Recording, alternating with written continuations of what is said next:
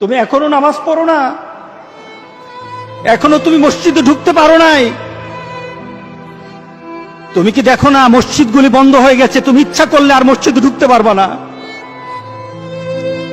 তুমি ইচ্ছা করলে আবার মসজিদে ঢুকতে পারবা না। দেখো না অনেক মসজিদ বন্ধ হয়ে গেছে। মসজিদে তুমি যদি ঢুকতে না পারো, তুমি কি দেখো না আজকে যারা মারা যায় তাদের মৃত্যুর পর তাদের কাছে কেউ যায় না। তাদের মৃত্যুর পর তাদের কোনো সিস্টেম ওয়েতে তাকে দাফন করা হয় না, তাকে উচ্ছিষ্ট একটা জিনিসের মতো মাটির সাথে দাফন করে দেওয়া হয়। এ মানুষগুলি কাছে যায় না, টেনে টেনে দড়ি ধরে টেনে দিয়ে তাকে গর্তের মধ্যে ফেলে দেয়, তার কাছে যায় না। তুমি কি দেখো না? তুমি কি দেখো না আমার মাবুদ আমাদের প্রতি রাগ করে আছে? আমাদের মাবুদ আমাদের প্রতি রাগ করে আছে।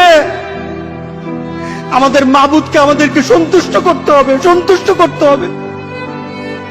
যিনি গজব দিয়েছেন উনি আমাদেরকে বাঁচাবেন। আমরা আমাদের মাবুদকে রাজি করতে হবে। আমরা তওবার মাধ্যমে আল্লাহকে রাজি করতে আর চেষ্টা হব। গোটা পৃথিবীর মুসলমান, আর সময় নাই, আর সময় নাই। আপনি এখন বাংলাদেশের রাস্তাঘাটে হাঁটেন, এমন পরিবেশ যেন আল্লাহ না করে, জোরে বলেন আল্লাহুম্মা আমিন। এমন পরিবেশ যেন আল্লাহ না করে। বাংলাদেশের মানুষ ঘর থেকে বের হবে না। যখন ঘর থেকে কই বের হবে তার লাশটা বের হবে, কেউ জানাজাও দিবে না। এমন হয়ে যাবে যদি আল্লাহকে সন্তুষ্ট না করতে পারেন, এমন হয়ে যাবে। সুতরাং আমরা আল্লাহর কাছে প্রাণ বলে আজকে কাঁদি। যারা নামাজ পড়ো না, তুমি টের পাও না মসজিদের দরজা তোমার জন্য বন্ধ হয়ে যাবে।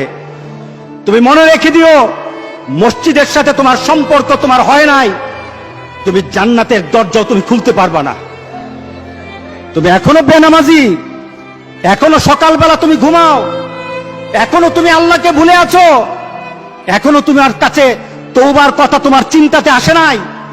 তুমি অনেক কিছু হতে পারো, তুমি মুসলমানের কাতারে থাকবা না।